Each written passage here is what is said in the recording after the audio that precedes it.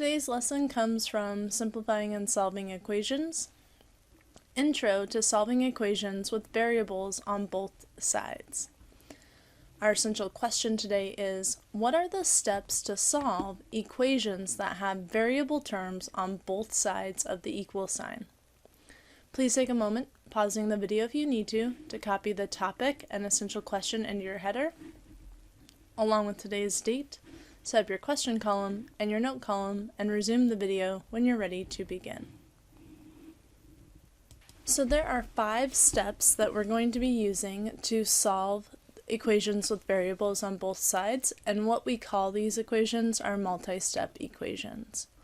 However, these are all steps we've previously learned, and now we're just applying them to solving equations. So the first step that we're going to take is to simplify the left and right expressions separately. So this is going to utilize the same steps we've been practicing when we look at just expressions. Do you remember what those 2 steps are? Yeah, that would be the distributive property and the combining like terms. So we treat the left and the right side of the equation separately.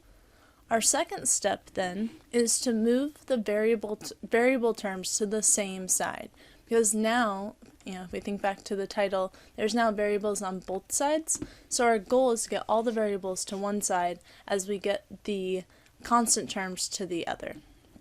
So you might be thinking, how do you pick which variable term to move if they're on both sides?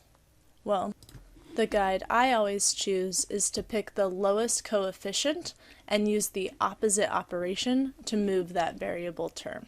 So doing step 2, we'll get all of our variable terms to one side, but as I was just mentioning, we now also need to deal with the constant terms, and that's in step 3. So step 3, we're moving the constant term, and the one we're going to decide to take the constant term, the one from the same expression as the variable term, because now all our variables are on one side, and to do that we'll use the opposite operation.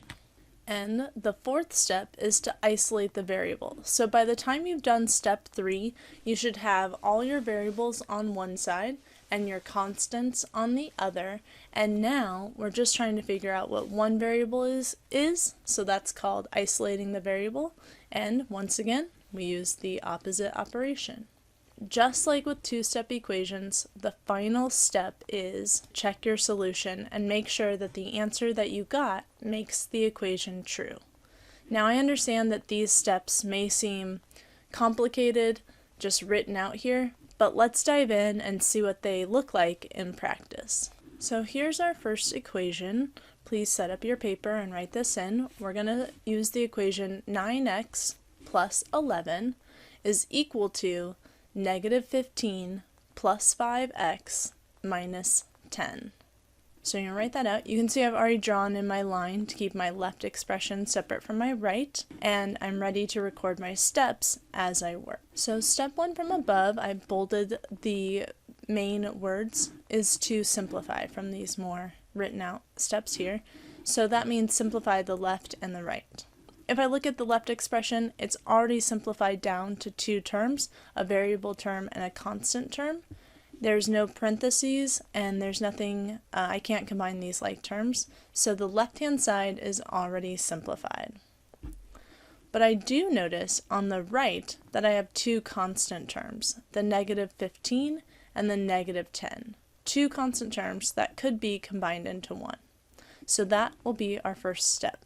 Let's go ahead and write that out. So we kept the left expression the same, it was already simplified, and we kept the 5x, which is positive, and when we combine -15 and -10, we got a -25.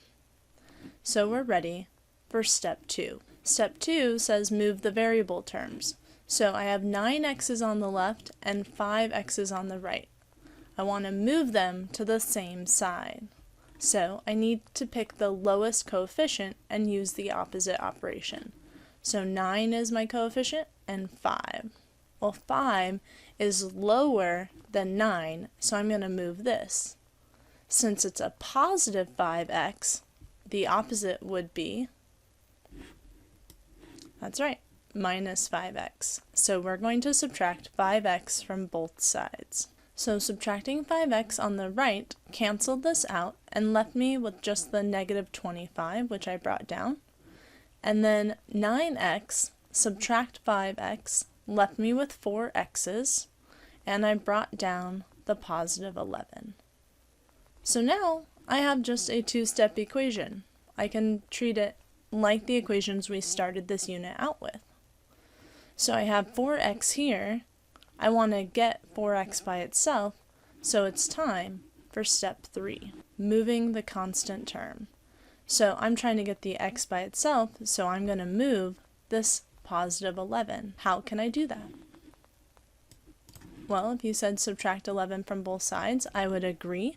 So it's going to cancel it out here on the left, and what will remain? Well, we keep the 4x on the left-hand side, our 11's canceled, and on the right, we had negative 25. We're subtracting 11, so we end up with negative 36. So now we have 4x is equal to negative 36. And I want to know what just one x equals, so I'm going to do what to get this x by itself? Well, this is where we call it isolate the variable. Since x is being multiplied by 4, we do the opposite operation, which is to divide both sides by 4. Our 4's will cancel. 4 divided by 4 is just 1, so we're left with x on the left. What will we get on the right? Well, since negative 36 divided by 4 is negative 9, it would appear that our solution is negative 9. But don't forget about step number 5.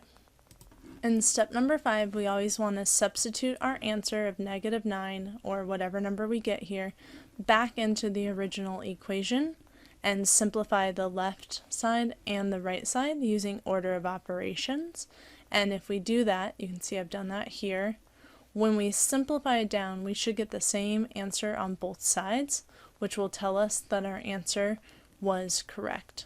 If we simplify this down and we get answers that are not correct, it means we've either done some calculation errors in our work, or the number we got is not a solution and is not the number that'll make this equation true. Let's try another one. Here's our second equation. We're going to follow the exact same steps as before, but this time it reads negative 4x plus 35 is equal to 3 times the quantity 2x minus 5. So I've drawn my line here to remember that I keep the left side separate from the right, especially for our first step of simplifying. So the left side is already simplified. It won't always be the left. This could have been reversed, but that's just how I wrote it today. But again, it's a variable term and a constant term. Nothing more to simplify here. But the right-hand side does have some work with the parentheses that we need to do to get rid of that. So that's right, we need to do the distributive property. Go ahead and write that in. So we kept the left side the same. 3 times 2x is 6x. 3 times a negative 5 is a negative 15. Both sides are now simplified. So we're ready to combine, to move our variables so that they're all on the same side. So I checked the coefficients. I have negative 4 here and 6. So negative 4 is lower than 6. So this is the one I'm going to move. And remember, we always use the opposite operation. So what will that look like? So I added 4 to both sides because negative 4 is my lowest coefficient. The opposite of negative 4 is add 4, x to both sides. It cancels on the left. I bring down the 35. On the right, I can take the 6 x's that I had, add the 4 x's. Remember, doing that to both sides. 6x plus 4 more x's give me a total of 10 x's. And I bring down the minus 15. Once again, we're at a two-step equation now. So I have this variables all together on the right-hand side. I need to get rid of this constant term by moving it to the other side with the constant on the left. So that'll be step number 3. So again, we're doing the opposite operation. We want to get the 10x's by themselves. So adding 15, since that's the opposite of subtracting 15, do that to both sides. What are we going to get when we simplify after this step? Well, 35 plus 15 is 50. Our 15, negative 15, and positive 15 canceled, so we just bring down the 10x. And we're ready for isolating the variable. I want to get x by itself, but it's being multiplied by 10. See if you can finish the problem from here. Well, what we should have seen is that since x was being multiplied by 10, the opposite is to divide by 10. To do that on both sides, our 10 divided by 10 is 1, so it just leaves us with that 1x. 50 divided by 10 is 5, so it looks like our solution is x equals 5. But don't forget about step number 5. Step number 5 tells us to check our solution, to take our answer of 5 for x, substitute it in for x, like right here it's negative 4 times x, substitute in our answer of 5, simplify both sides, the left expression and the right expression. When you do that, you should get the same number on both sides to tell you that your answer is correct. So since we got 15 on both sides, that means x equals 5 is a solution that will make this equation true. I got one more for you to try on your own. Let's take a look. Alright, so here's the final equation that I want you to use our 5 steps to simplify the left, simplify the right, and then see if you can simplify it all the way down to figure out what x is equal to.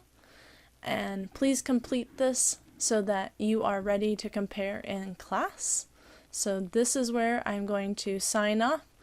Complete number 3, write your summary, and then come ready to compare and check our work in class.